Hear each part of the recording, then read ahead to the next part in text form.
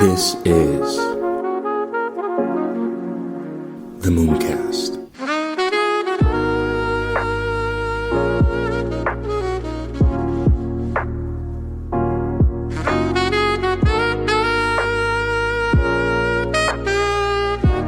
What do you think about the because I don't know if you saw Tesla was coming out with these mobile homes that were like $20,000 or whatever. Like I don't know Yeah, if you saw that. It was kind I of checked interesting. that a while ago. I was checking if I could send one to El Salvador, send to use it here. Um, Here's the thing, there's a lot of different angles to see this. I think it's interesting. I personally like technology and innovation and see what people comes up with to solve problems, what new ideas humans Mhm. come up with. Yeah. And I think they were initially like $20,000, but now I think with inflation, it's kind of double the price to get one of these little Yeah. box. Anyway, besides Yeah. that, uh, I don't know. It seems interesting. It seems fun if you live the kind of lifestyle that you are very disciplined and you don't need a comfy house or uh, you know what I've learned is that we are all so different that it's Hmm. very hard or almost impossible to put everybody on a box and give the same advice to everybody you know Hmm. and when Yeah. people do that, I kind of tend to what's the word uh, be a little bit suspicious. You give me this advice and that's the same advice that you would give to 100 people Yeah. because it's your own interest. And I'm talking about not only investing, about anything about Yeah. life, right? We're also different. We want different things. We have different dreams and aspirations and challenges. Yeah. So I think it's cool. I think ingenuity is great. You know, I would love to test one, to live in one, and see how it is, how it feels. Yeah, I think, I mean, seeing how things are going, I think we'll be seeing more nuanced lifestyles and ways of living moving forward. I mean, I think it started with the digital nomad wave, you know, Yeah. initially, that was the first initial wave. And now, people are actually settling in these areas and not just like living in an area for like 6 months and going, people are settling. And then we're transitioning now maybe to like more mobile homes where people are just living and, doing their thing mobile, and people are just finding new and different nuanced ways of living. And I think it's awesome. For me personally, Yep. it's amazing, man. But I wanted to ask you then too, what would you, because obviously this is a very subjective question to ask you, but in regards to the quality of life in El Salvador, would you say it differs to, more first world, United States, Western areas? And if it does, to what extent, is it that they don't have Uber, or is it something small, minute, like, oh, there's no Starbucks? Or, are you getting basically the same sort of internet connection and all these different types of things? Like what is the Okay. differences in nuance? That's a very good question, and Yeah. that's a very good one to answer for people that are not here or that have never been here. So, here is what I say to people: El Salvador can be as expensive or as affordable as someone's wish it to be. Like you can Hmm. literally live for $100 a month in a little tiny shack on the beach, or you can rent for $3,000 or more a 2-3 bedroom condo on a luxury high rise tower in the city center Hmm. in San Salvador. You can do Hmm. that. Okay. So it depends on what kind of lifestyle you're looking for. Now, for instance, I moved here from Florida. Okay, I was in a very very nice spot. If you want to relocate in Florida, I would recommend going to North Florida. I was in Jacksonville on the beach, beautiful area. Hmm. My wife and I, we loved it there. So much so Yeah. that when we moved there, we decided not to go anywhere for a while because we keep changing city, we keep moving, digital nomads as Hmm. well. Yeah. And we realized we like it so much, and the world is going crazy. Let's not leave Florida until the Hmm. world goes back to normal. Okay. Yeah. Anyway, uh, so there is no Amazon here, right? So Yeah. you lose maybe that convenience. There is Uber. You find drivers. Um, I don't know. Like I guess I'm getting so used to now to my lifestyle here that it's not that different. The it was before, even because you find a way to work around. But for instance, in Florida, we could have never afford an housekeeper, someone that comes to a house 6-7 days, 5 or 6 days a week to clean and cook for us, and we could have never afforded that in Florida, but here you can afford that, When you say you can afford it, how much are we looking at, like range So wise? range-wise, so ideally you can pay someone $15 to $20. Wow. Now this is actually very interesting. A month? A month? No, a day. Okay. That's still cheap. As wow. It's crazy cheap. In the United States, you won't find anybody for less than $20 an hour. Right? Okay. And to go back to what is happening to the economy. In the past, when there were not a lot of foreigners here and expats and the diaspora that has been Americanized from living in the United States coming back here, they would have paid for this like half of that today. And actually, that's an interesting story. A neighbor of mine told me this story. She asked her landlord, she's renting here, if she knows like an housekeeper to come a couple of times a week to send her over. And the landlord told her, yeah, I can send you someone, but don't pay them more than $10 a day. What? It's crazy. That's crazy. And of course she said, I'm not going to pay her so little. I'm going to give her money, Yeah. So that's crazy. It's crazy. And that's very common. So what's happening is still getting paid $20 a day is still very little, right? But it's still twice than what the Salvadorian rich people, they were paying, like the poor people here for these jobs. So that is to say, because a lot of people say, oh, the gringos and the white colonizer are going to El Salvador and taking advantage of the poor. Say, dude, we are actually paying twice or three times what people here are paying for the same thing, because it's different for us, like was for instance when I learned how much she was paying transportation to delete the worst for me, I gave her, it's not possible. Like, I'm gonna have to cover transportation. That's not fair. You don't want to. Nobody wants to take advantage of people. Like you will find here some people that are amazing that work for you or with you, and you just love them. And want to treat them well or take care of them and their kids and their family. So, but that's to go back to how expensive or cheap can be El Salvador.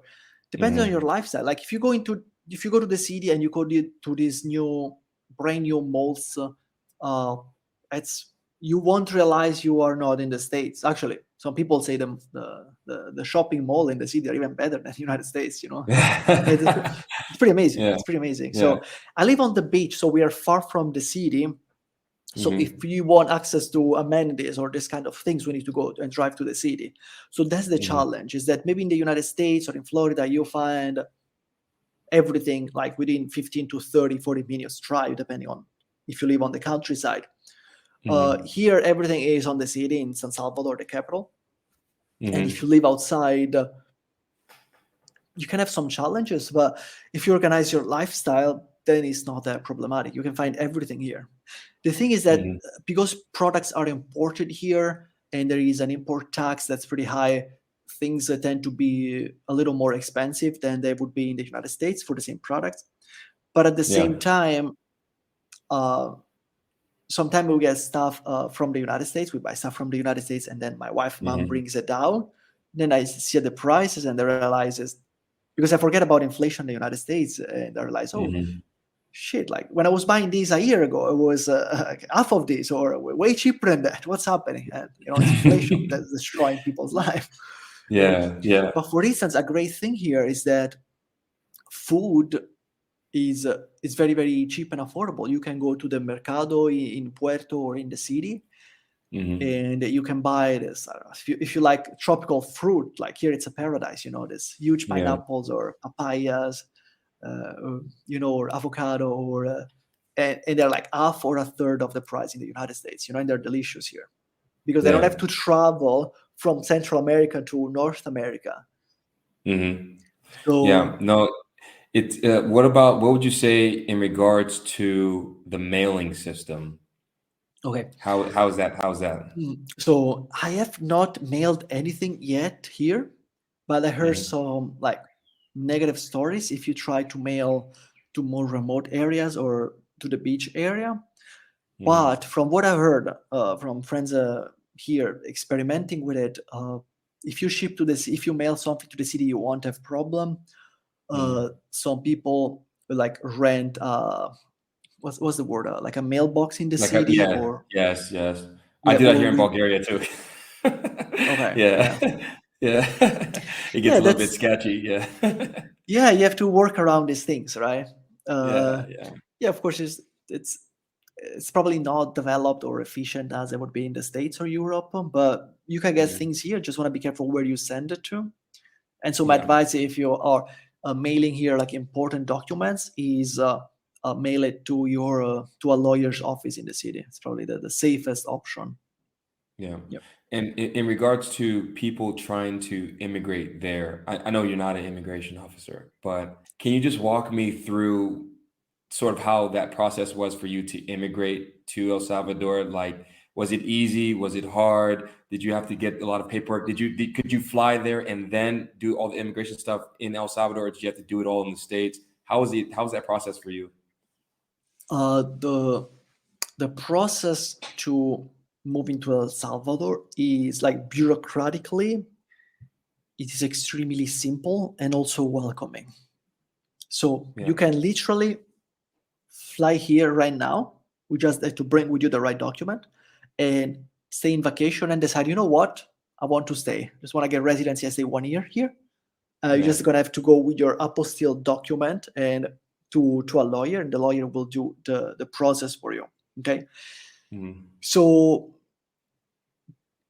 here is what happened. The country is extremely welcoming to mhm. foreigners, to Okay. expats, to tourists. When you arrive at the airport here in El Salvador, it's a completely different experience than when you land at the airport in Miami or in Europe. Hmm. Completely different. Yeah. People here, even the government officials or people working at the airport, even the police, they're going to be very welcoming, very patient. They're going to be very helpful. You know, they want you to Mhm. have a great experience since when you land and start walking into El Salvador until you get out. It's just amazing. And Wow. that's the first thing that a lot of people say. Oh, I was at the airport. Everybody was so kind and nice and patient. What's happening? And I also paid with Bitcoin for my tourist visa. So what happened is that Wow. yeah, once you land here, you just have to buy a tourist visa. You do it right there at the airport. I think it's $20. If I remember well, might be Hmm. less. I'm not sure. You can pay with Bitcoin, and it's great, you know. And then after Hmm. that, you go to the custom office that just gonna ask you why you're here, and the keyword is I'm here for Bitcoin or for surfing, and they're gonna give you a high Yeah. five and let you in the country. Go have fun and spend your Bitcoin. Yeah, it's you know. So it's a very different experience than when I land back in Florida, where they make you wait hours and hours in line for no reason, just because they don't want to work, and they treat you like a criminal for no reason, Yeah. Anyway, Yeah. and Yeah. so That's then, crazy. yeah, and right now you can get 6 months of tourist visa. So you can Hmm. literally come here, buy your visa, and stay here for 6 months without problem. Hmm. It's vacation. Now, some people, if you don't want to get residency, some people just fly in and out of the country every 6 months. And Hmm. what you need to do in that case is that you cannot go in one of the neighbors country. You need to go one country over El Salvador. So a lot of Yeah. people go, for instance, to Mexico and then fly back. That's what most people Okay. do. So they go from Mexico. So is it 6 months within a 12-month duration, or is it 6 months and then you can go for like a few days and then come back for another 6 months? Doesn't matter. You can come back a few days after, and your 6 months start over renews. Renews.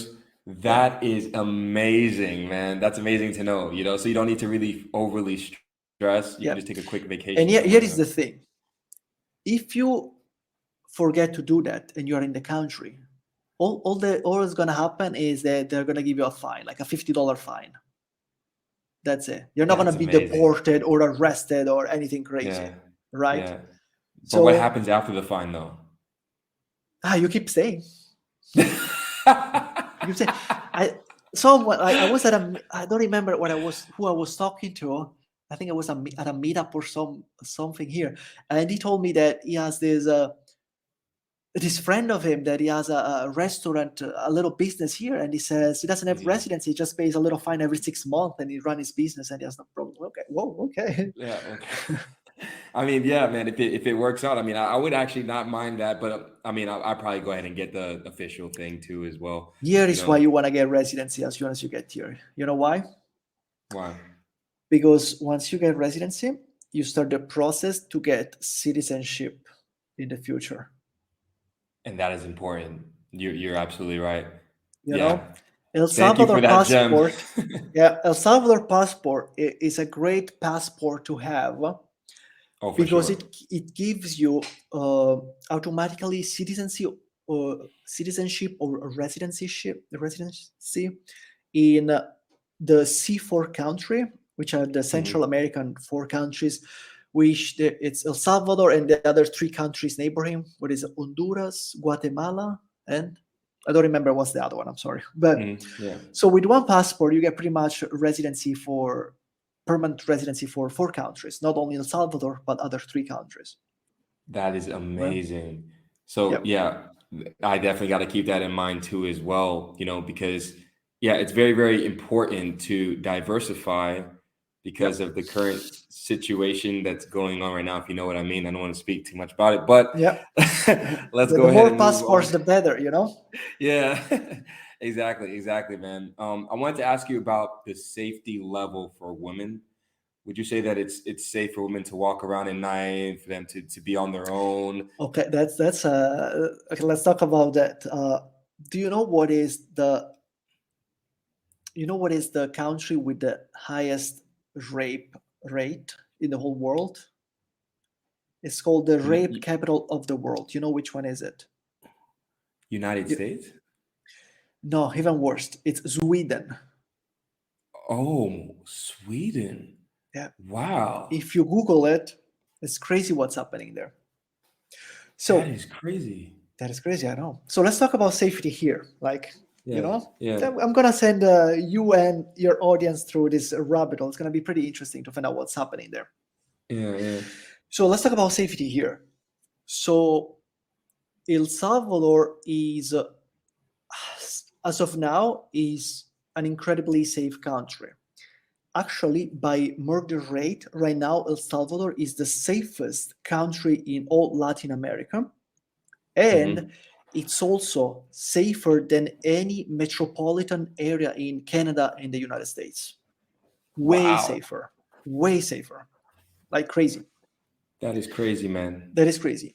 El Salvador, up until That's not what I expected. but because up until a year ago, I think El Salvador was named the murder capital of the world. Was actually the most dangerous country in the world, Hmm. right? Yes. So El Salvador went from being the most dangerous country in the world, the murder capital of the world, to be the safest country in the American continent, pretty much. So that is for what concerns murder. That also reflects on women's safety, okay? Because of Yeah. course, it's a different set of issues that they face, right? Yes. And from what I know, it's a very safe country here. I see a lot of time like tourist women here, like by themselves or with their friends. Like I'm close to El Tunco, so I think people should be smart and should be aware of the situation and what's happening, men and women. But Hmm. I think if we compare data, El Salvador is a safer country for women than most other countries in the world, especially Sweden. Wow, that is a super hot take, man. Because the mass media paints it in a certain way, but you're Yeah. there living there right now in real time, so you have the real time data and the facts. So Not only that, I actually talk to people that live here. yes, So I have a YouTube channel, Moneydelics, yes. and this is a very interesting story. I'm gonna be quick. I get attacked a lot of time because, oh, you are painting El Salvador, you're saying El Salvador is safe, but you are lying, you're propaganda, you are being paid by the government. I say, what? I wish the government would pay me to do marketing YouTube videos for El Salvador. I'm totally up for it. I have no problem with that because I Yeah, would yeah. feel confident and happy in selling El Salvador because I want to bring my Mhm. friends and family here. So I have no problem Yes. selling El Salvador. It would be a different Yeah. situation if the United States government or the Canada government comes to me and asks when they want to pay me to promote the Canada. I say, I'm not going to do that. Okay, but here's different. So I met with a Bitcoiner tour guide here. Her name online is Sandy Waves. Okay, and we're talking about it. And she told me, oh no, we could do a video in this area that's safe now. I said, what area is that? Yeah. And she took me to where she grew up. Is a colonia called Santa Lucia, is in Ilopango. Mhm. And so we decided, okay, let's go, let's make a video. So I called the videographer and I told, hey, do you think we can go there? It's safe. Just want to make sure, So yeah, we can go and make a video there. It's safe. I mean, I'm not crazy. I want to be safe, I don't want to go anything Yeah. dangerous. And so I go with Sandy Waves, with my videographer Eduardo, Mhm. to make this video in an area that up until 1 year ago or less, it was considered a no-go zone because it was controlled by gangs. Yeah. Okay. Yeah. But I was there, like, don't trust, verify. I actually went Mhm. there with my Yeah. friends to walk, to make this video, to talk to the people there. And it was like a crazy experience. And actually, while we were walking to this neighborhood and filming everything, Sandy was telling me the stories, from there, from the place. I was Mhm. getting scared, where are we going? you know, but that's the past. And I mean, we also in the video we had to cut a lot of stuff because I want to keep it not too gruesome, Yeah. Yeah. And so, PG for and so, YouTube, huh? yeah, Yeah. and I mean, walking there, at some point, we go from a main road to like a little back alley, where there are houses and it's narrow. And then my videographer tells me, oh, Francesco, do you want to try walking there? And I say, why? What's in there? And then they explain me what used to happen in there, in this back alley, where the gang members would hide to ambush people that were not from the place or rival gang members. Wow. And so I was a little worried, I'll be honest with you. But then, Mhm. like, someone that lives there, like, parks right behind us. And Mhm. I tell them, okay, wait a second, let me ask the guy. And so I go, it's in the video, we got it on camera. And I asked the guy, I Mhm. said, can I walk in there as a dumb gringo with this expensive camera equipment? Are we going to be safe? And he says, Mhm. yes, you can. It's safe. Now you can walk there. In the past, you could have not gone there. Like, you would have get out dead, And so and I'll be honest, Oh. I was a little bit worried and scared, but we decided, okay, let's go in there. And we walked, and Sandy was telling me the stories, and it was, a nice neighborhood actually, where normal, honest people and families now Mhm. live, and I would see these nice little houses, painted colorful from outside. So, and to make the video was like really hard because Sandy and even Eduardo, my videographer, were telling me the stories about their past and the area, and Mhm. I didn't want to cry on camera because it was getting so heavy, so we have to stop a couple of times. Yeah. Anyway, Yeah. we made it out alive. Everything is fine with all our equipment. We have the video on YouTube to Yeah. watch, and it's crazy. And here is the funny thing: 2 weeks after, or like 1 week after I posted the video, I had a friend of mine here, Salvadorian guy, Mhm.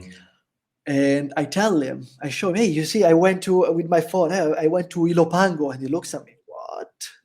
So yeah, I went to Ilopango, made a Wow. video in Santa Lucia. I said, what? He couldn't believe it. That was so safe. He would not go there. Mhm. This is Yeah. to say that even locals here don't really understand the extent of the change in safety that the country has undergone. Yeah. Even locals don't know that now Crazy. you can go to Ilopango's areas that were no-go zone in the past. Now it's safe. Yeah. Is it you think it's partly maybe because they're always working, so they don't have time to really take I everything in that's think happening, the transition? I think it could be a lot of factors. Could be, you know, people here have been used to live in their area and to be Yeah. safe and not get out of there because it could be dangerous. You know, if you get into another area and you don't know what gangs controls it and they don't recognize your face, you don't know what's going to happen to you. Okay. Yeah. Yeah. Yeah.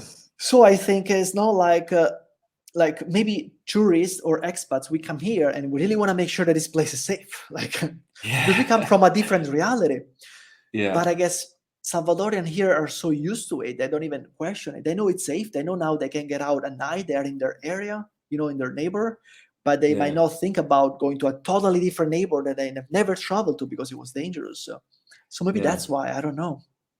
You know, Wow. Yeah. Man, that's that's man, it's a lot crazy. to take in, man. Yeah, it's absolutely crazy, man. I wanted to ask you. Oh, you had something? No, I mean the same Yeah. thing. Even another Salvadorian YouTuber, we watched the Mhm. video and then he sent me a message because we did a collab in the past. He said, dude, you went to Lopango? That's crazy.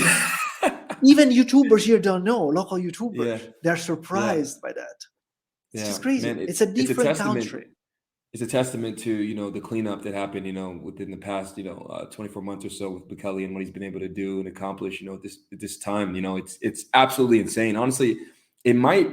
I don't know if there's ever been a time in history where we've seen such a exponential cleanup in such a short amount of time, and a rebrand, a little flip from 0 to 100 in what, like 24 months. Not even because the actual, I would say maybe 24 months. But once I got there, the country was already safer, but not as safe as it is today because they Yeah. keep cleaning up, you know. Yeah. What And would you say? Oh, go ahead. Go and ahead. when sorry, and when like for instance, sometime cops are around looking for gang members, and there Mm, was an accident. I think 1 or 2 weeks ago, and this cop was killed by these gang members, ambushed. yeah. What happens here? That the government sends the army and the police to surround the area, the city, to look for Yeah. the the people involved, you know, the murder, the gang members, and they Yes. find them, you know, and then they arrest them. Wow. Yep. I also heard too as well. Is it true that you can't buy a property that was previously owned by a gang member? I have no idea about that, but I know that a lot of people could not live in their own house because it was seized by the gangs. I Wow. know farmers that could not work on their own land because it was either seized by the gangs or they were being extorted and they could not make the payments. So instead of being killed, they had to just escape and go somewhere else. And Yeah. now these people, these victims, they are going back to their houses. These farmers are going back to their cacao plantation, coffee plantation, their farms. Yeah. So it's crazy. Crazy, man. And it's, you know, it's very moving also when I'm here and I talk to people and they tell me that these stories, you know, it's just Hmm. Yeah. Yeah. I can't wait to go and experience it too, man. I wanted to ask you too as well about what is the inflation currently in El Salvador? Because the monetary policy is quite strange there, right? Because they're relying on the U.S. dollar, but also Bitcoin, right? They don't have their own national currency, correct? no, well, technically the national currency is Bitcoin. No, Yeah. so El Yeah. Salvador is one of these countries that has been dollarized because their fiat system just hyperinflate and didn't work. Mhm. So El Salvador, you know, gets the best of the U.S. inflation because the dollars Mhm. gets debased Yeah. without getting the benefits because you know they print the money and in the United States and they send it to their friends and family there in the United States. You know, and the plebs at the bottom, you know, they can't tell on effect. We get the inflation. Here, Yeah. they don't Yeah. even get anything. They just get inflation here. Yeah. So I would say cost of living is still cheaper and more affordable than the United States here, for sure. To Mhm. give you Well, an idea, for instance, in Florida, I was paying $1,600 a month for a two-bedroom apartment Mhm. In Jacksonville on the beach. Yeah. Here on the beach area, at least, it's still affordable compared to the United States, and you can find a three-bedroom or a four-bedroom house for anywhere from $1,100 to maybe $1,400-$1,500 a month. Wow. I'm talking about Is house it that by is the gonna. beach? By the beach? Mhm. Yeah, in this area, yeah. So that's also like one of the reasons why the first time we came here and check out El Salvador, we're like, so wait a second, like we can rent this house for cheaper than our condo, two-bedroom crappy condo in North Florida. Oh, okay, that's interesting. Yeah. Let me check Yeah. this out. Yeah. Now, What about to buy? to buy, I mean, it's still way cheaper than the United States. Yeah. Yeah. Is Okay. it's still way Like 30, affordable. 40% different. Like if you had to do percentages, would you say like generally, let's say in a city, major city, like a San Salvador or something, what would you say percentage was? So, that is a good question. I'm actually working with a real estate agent, a couple of real estate agents here that I can trust because I want to learn about real Mhm. estate and I want to people to refer to everybody that reaches out to me. Yeah. So, okay, I compare prices here to Florida. Okay, Hmm. and Florida prices are just insane. So to me, here is cheap. Yeah. Like Yeah. in Florida, with $500,000, you buy a small single family home, maybe a two bedrooms or three bedrooms. Depends also on the city, on the area, right? Yeah. Here, with $500,000, you buy like a really nice house Yeah. and can Yeah. be very Yeah. close or on the beach, Yeah. right? Okay. Okay. I think the most expensive house here, like I'm talking about super fancy houses, is around $2 million.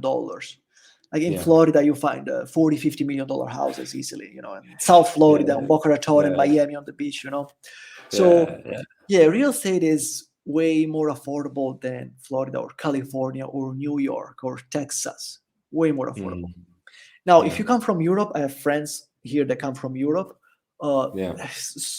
It's not that cheap or affordable compared to that. Probably its prices are similar to Europe Okay. here. Okay. And it's probably also because here being dollarized, you get the bad inflation from the dollar, Hmm. I Also, more people suppose. are coming too. More Westerners are coming, and El Yeah. Salvadorians are coming. Yeah, Yeah. there's the other thing happening right now is that like everywhere from everywhere around the globe, people are looking at El Salvador and they're coming Mm. here to rent mostly, but Mm. also the Salvadorian diaspora, people coming back home, they come back to buy because that's their country. Like we as Bitcoiners or expats, before buying, we want to check it out and see it and see where we want to live. Mhm. But for Salvadorians, they're coming back home. This is home, so they're ready to buy it. Yeah. Yeah. And what about the language barrier? How's that been for you? So Salvadorian people are just so nice and patient Hmm. that they're willing to help you. Yeah. So language barrier wasn't that hard, and it's not even that hard to pick up Spanish because it shares a lot of words with English. Hmm. So actually, Okay. so I come from Italian. My first language is Italian, so Yeah. it's kind of very easy for me to learn Spanish because they're very, very similar. But if you Yeah. come from English also, I think I was reading that Spanish is one of the easiest second language for native English speakers to learn because Absolutely.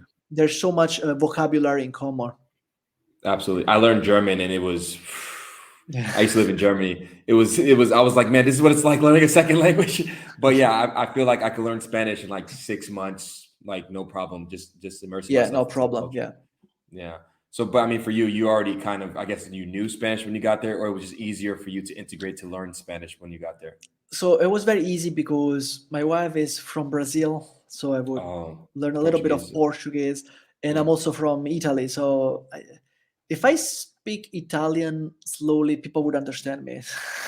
They Yeah. might pick up most words, so it's kind of funny. But Yeah, yeah. Okay, yeah, that's interesting, man. And also, what about because I know there's some tourists that are a little bit worried about potential racism in El Salvador. Like, are they welcoming in regards to that effect? Do they care where you're from, what you look like? honestly, I have not seen that. I Yeah, would say that it's a funny topic. yeah, yeah. So here is what happens sometimes. When you get here as a tourist or Hmm. as a white gringo, they see you and they see money. Yeah. Or when you go there, they see, oh, there's a American black dude has money. Yeah, They see us from yeah. from Canada, from the States, from Europe, and they think we're rich. So when we go Okay. and buy, I don't know, the coconut on the street or the knickknacks on the beach, we're gonna get a Yeah. different price than the Salvadorian get. So I guess maybe that's as Yeah, far as the racism I've seen here. But yeah. here's the thing: I've been told, because I've not traveled to other countries in Central America. Actually, to Yeah, be quite honest, I'm one of these people that I'm super scared about safety. So if yeah. I live here in El Salvador, it's safe. Like my wife wanted to take me to Brazil for a vacation to take the kids. I never wanted to go. I've never been in Brazil because I'm freaked out about safety. you Yeah, know, yeah. You don't want to end up in a I- favela somewhere in a body bag or something. Imagine Yeah, that, or my kids yeah, kidnapped, or for the yeah, kidney. So I never, you yeah. know, but of course, there are safe places everywhere in the world. There are dangerous places and Yeah, safe yeah, places everywhere. yeah, Anyway, that's to absolutely. say that if I live in El Salvador, trust me, it's safe. If I am Yeah, here, yeah, it's safe. And the yeah, other thing is, I lost my train of thought. We were talking about racism here. yeah, I've been told that if you go to Costa Rica or in other countries in Latin America, they kind of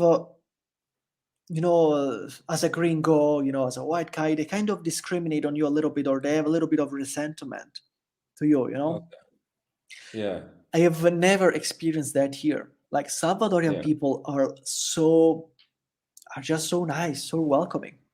Let me tell you yeah, a funny story about that. So a friend of mine is Asian, lives in Florida. He came hmm, here to visit like 4 or 5 months, maybe 6 months ago, maybe a little bit more, from yeah, Florida, because he was also looking for a plan B. Okay. yeah, But then he stays here. So actually he found me, I think, on Twitter or on YouTube, my accounts. And hmm, then we meet up, I showed him around, I invited to my house, and we became friends after that. yeah.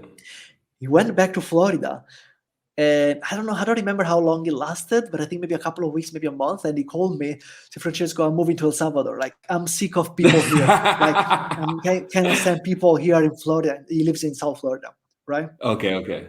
Yeah, yeah, This is just to talk about how nice Salvadoran are. They yeah, make you feel comfortable, and they're patient with you. Any problem, they make you feel home. yeah, From the poorest guy on the street that is trying to make a living selling coconuts or bananas, yeah, up to the government office in the immigration office. yeah.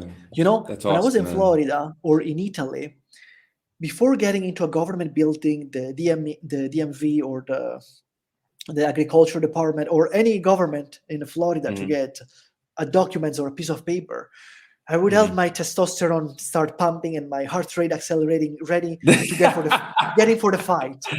Yeah, yeah, yeah, And so I still have the same in Italy, same in Europe. It's awful.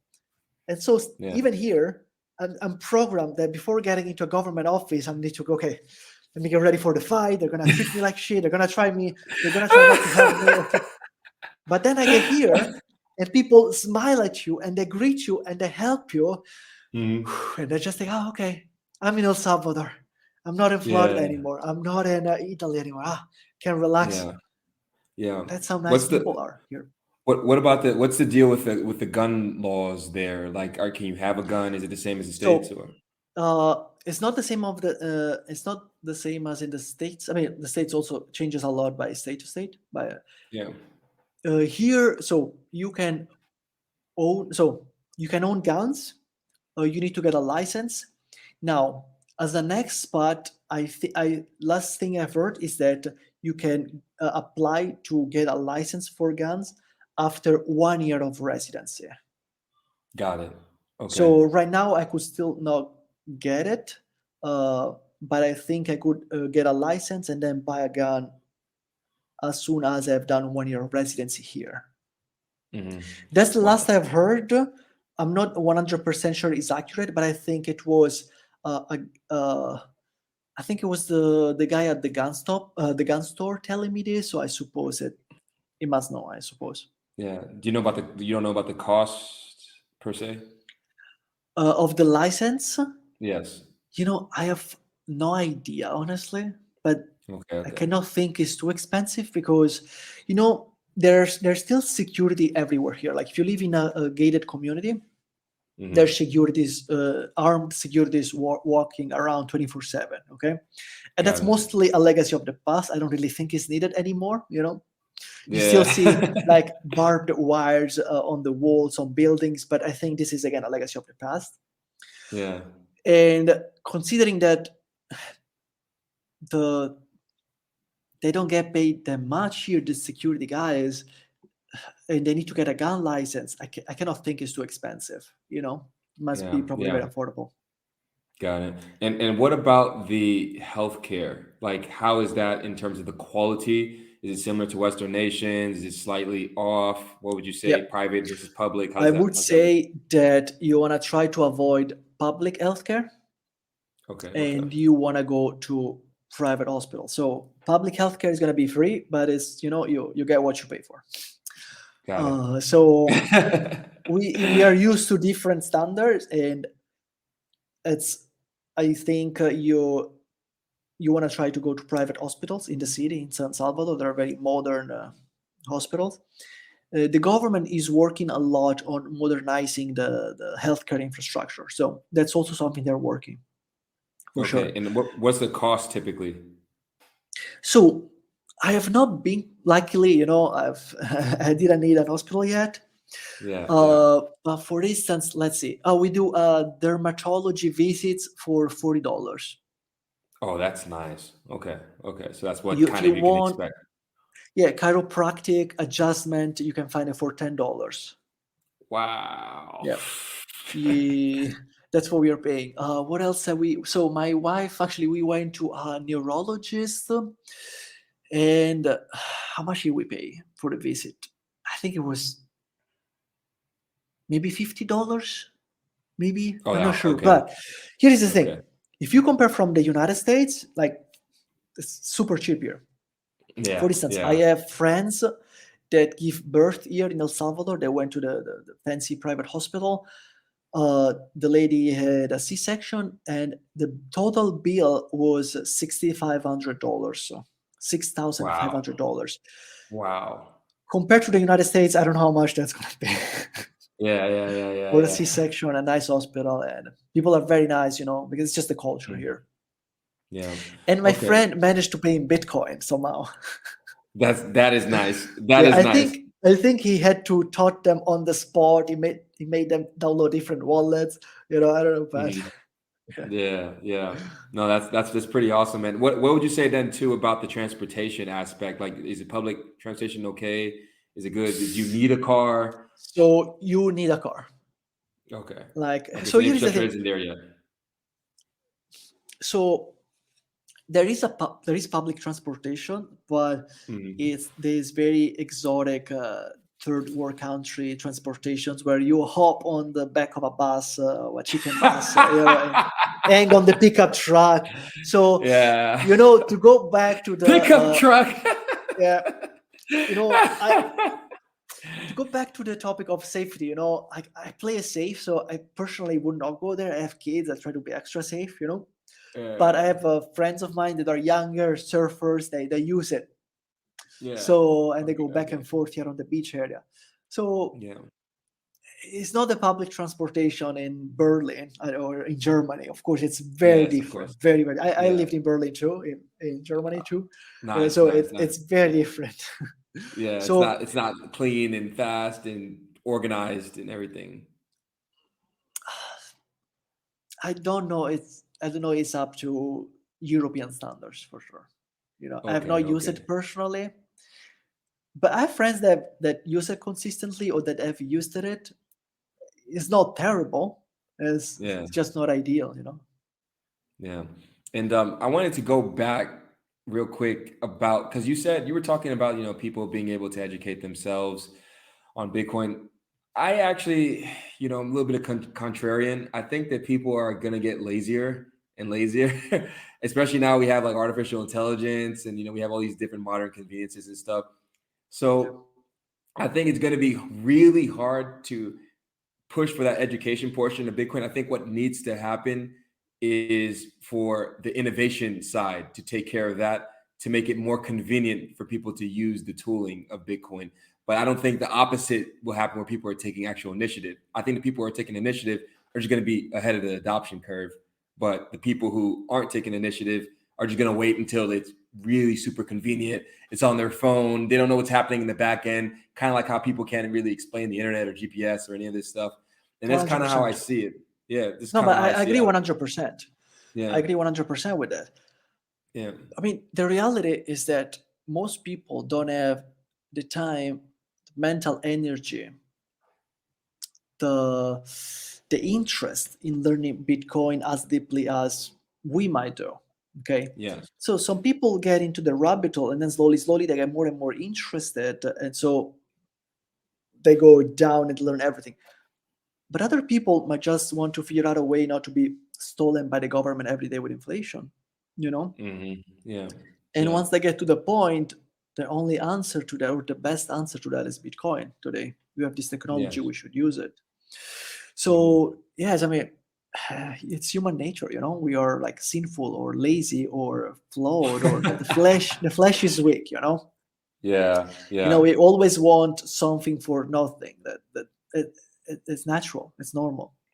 yeah, I think that once people are gonna be with they're gonna be cornered by the government and the money policies, and they will realize, hey, I really need to figure this out, or I'm gonna go out of business, or I'm gonna go bankrupt, or I'm not gonna be able to pay the bills, and I'm gonna be homeless.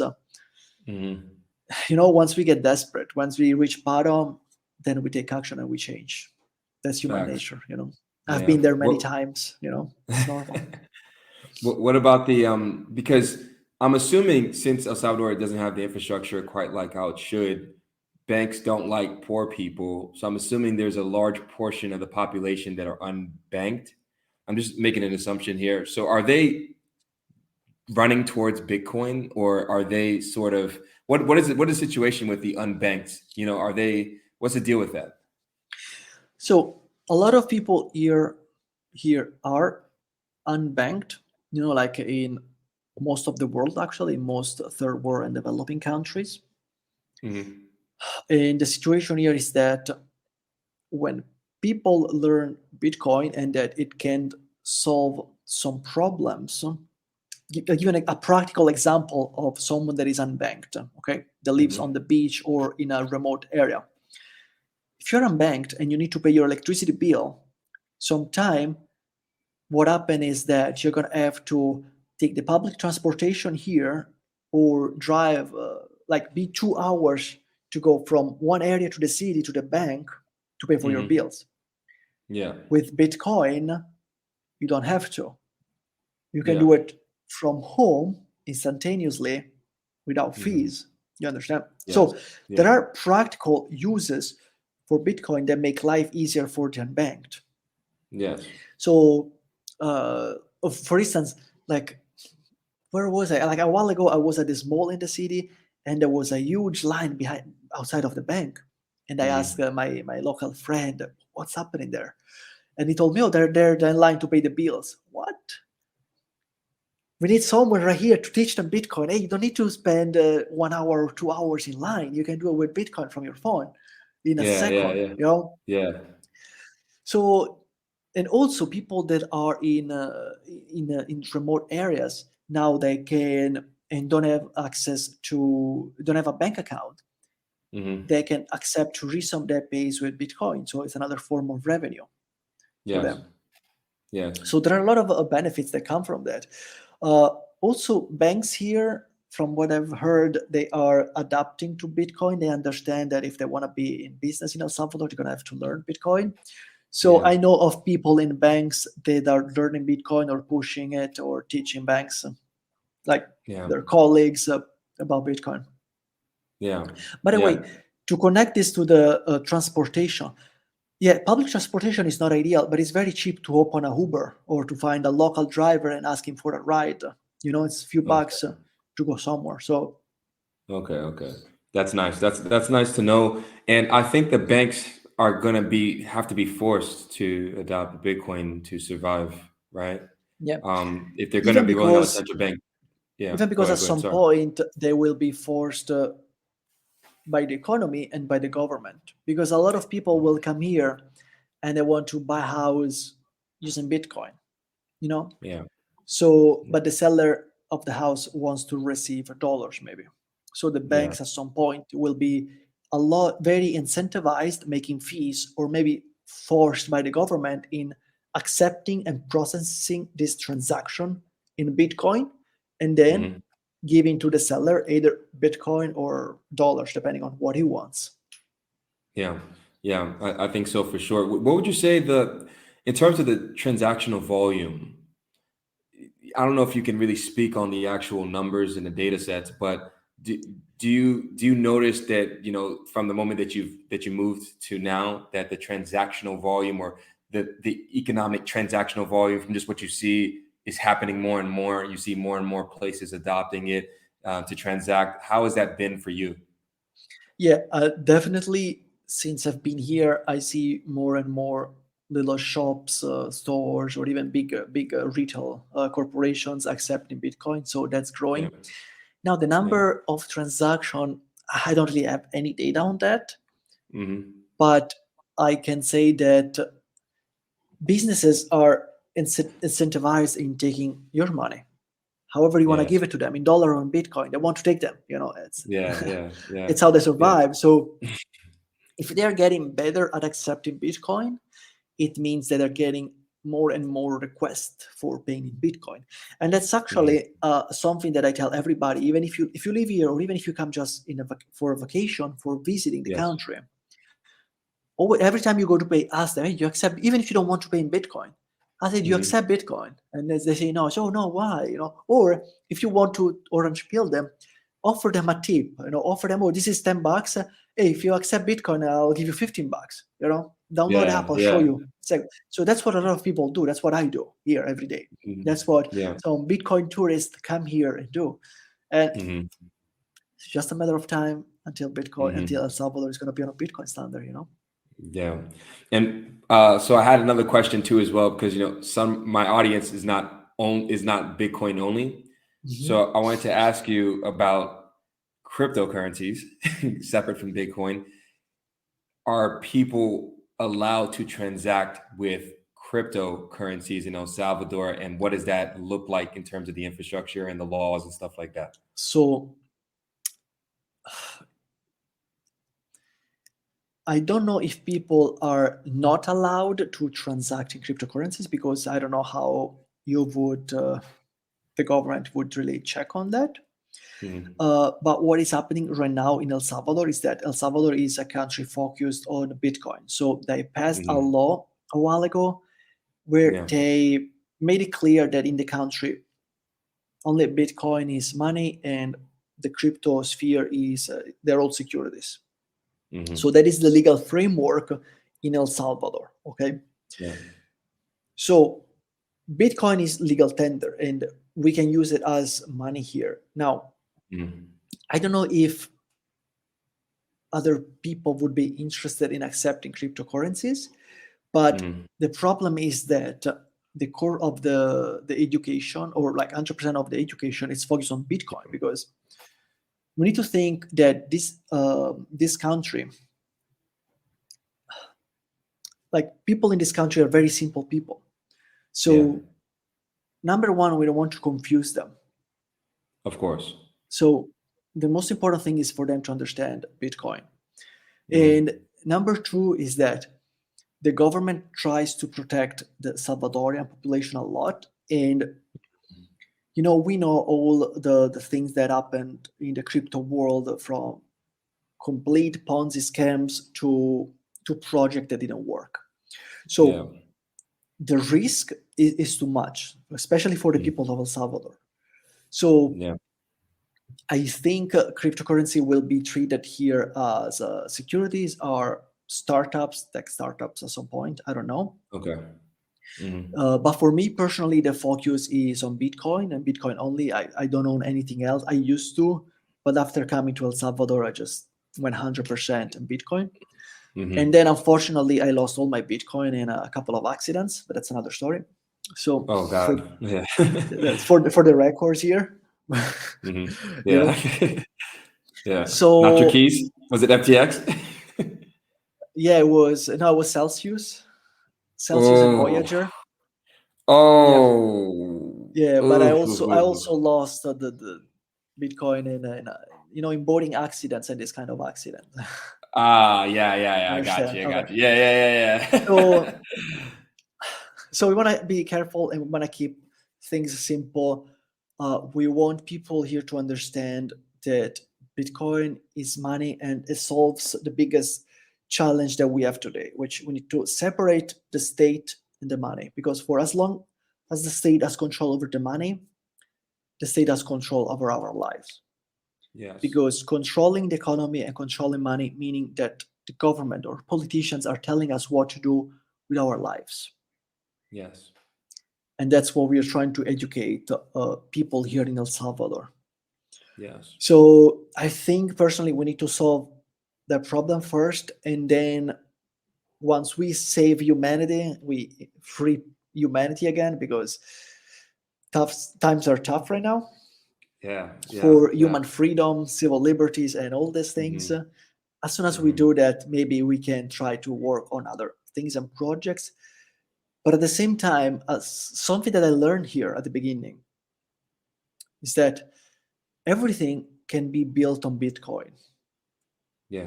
So that reduces a lot of use cases or necessity for other crypto. As you said, the BRC token, like everything can be done on Bitcoin. So you Yes. also want to think about long term.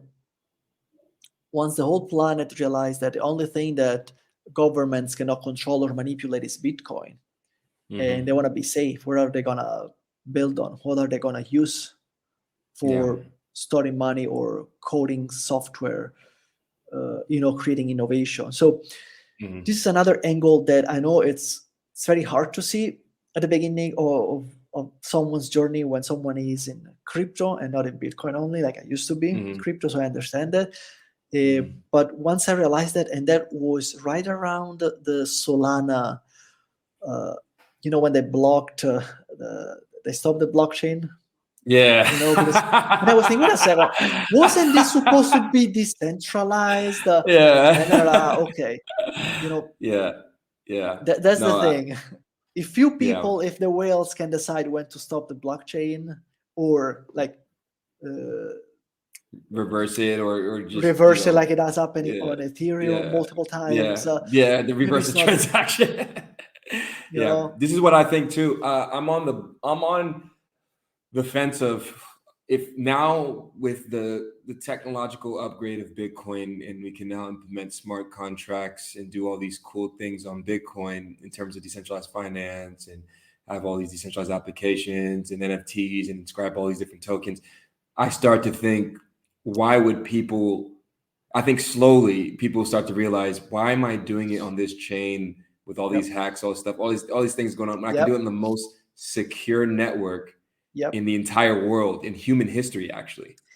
And that's why it's very important for the country, for people like me here educating people in El Salvador, to make them understand, Yeah. hey, focus on Bitcoin only. Don't worry about everything else, because everything else can be built on Bitcoin. And as you said, once people realize that, what is going to happen to all the other cryptocurrencies? Let me give you a technological example. Yeah. How many Apples there are? Apple's computer, no Apple, the fruit. Yeah. How many Googles there are? How many Microsoft there are? How many Teslas there are? how many Netflix there are. Like Yeah. when you solve that one technological problem, how many wheels there are? Like the wheel is one. Yeah. Fire is one. It's fire. Yeah. Bitcoin has solved the money. So Hmm. we have solved this problem. So everything else, as you said, Bitcoin will, as a black hole, Yeah. will suck everything. It will, Hmm. what's the word? Like englobe everything else, like Yeah. from market value of real estate, stocks, bonds, securities, precious metal, commodities, to also on the technological side will suck in all the world that is being created on the crypto. Yeah. Yeah. So I don't know what's going to happen in the future. I'm done investing. I don't invest anymore. I save Bitcoin. That's what I do. Yeah. Yeah. What do you think? What do you think about the because there's a lot. So there's dust when you transfer the Bitcoin from one wallet to another. There's a little bit of dust that stays in there, and then you also have the issue of the security element, people losing their Bitcoin. So over the course of time, there's going to be less and less Bitcoin. I don't think the number that's being reported is the correct number currently. I tend to think there's about 50% of what's being reported currently, just my estimates from doing research and stuff like that, of the actual current circulating supply of Bitcoin, right? So when I look at that, I see it as even more scarce, than what people are calling it out to be. Yep. So I don't know what does that do in the long term, but I don't know what you think about this, this entire element of that. So I think what Satoshi is saying, that every time someone loses his keys, Hmm. it's like making a donation to the whole network, because it Hmm. becomes more scarce. Yes. Now, Bitcoin can be divided. It's in sats. A sat is 100 millionth of a Yes. 100 Bitcoin. million. Yes. Yes. Of Bitcoin, and on top of that, if it will ever be the case that it's needed to divide this even further, because the value of Bitcoin has gone to $1 billion, Hmm. it will be easy to divide in smaller fractions a sat. Yes. So we Yeah. have the amount of Bitcoin is the same, but we can Yes. but if the value grows too much, we need a smaller fractions to buy for a remote. We can Hmm. divide in Yeah. smaller fractions. So So microsats or something like that. see, yeah, somehow it's already been done, because sometime on some apps I have like not even a full sat there. So Yeah. I Yeah. don't know how they do it and count for that. But yeah, I don't think it's going to be a problem. The only problem would be if the quantity of Bitcoin changes. That's the only Yeah. problem. Yeah. Yeah. But my thing is, because when you say $1 billion, well, what if we get to a point where the denomination is no longer in dollars, and it's just, oh no, Okay, you just, that's a good we question. just, Here yeah, we is just get my to the way of point. saying. So Yeah, go ahead. Bitcoin, or money, is nothing else of a tool to map reality, physical reality, Yes. into denominated value that we can exchange. Yes. Because at the beginning we were trading objects for other objects. But it's hard to, if Yeah. I sell houses and you sell apples, it's hard to do that exchange. It's hard. I cannot break down my house. It doesn't make sense, right? Yeah. Yeah. Yeah. So we started using money so that we could give everything a value Hmm. that would have made easier to exchange goods and services in a more complex society. Okay, Yes.